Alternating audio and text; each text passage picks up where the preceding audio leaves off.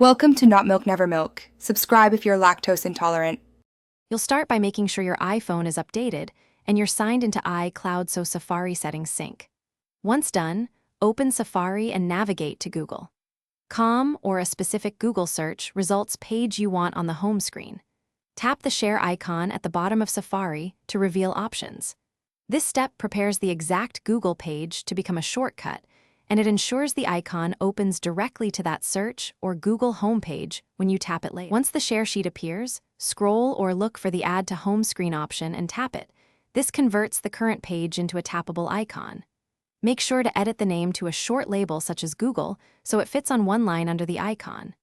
After you tap Add, the system creates a web app-style shortcut that appears on your home screen. You can press and drag it to position it like a regular app. This shortcut launches Safari to that Google page instantly.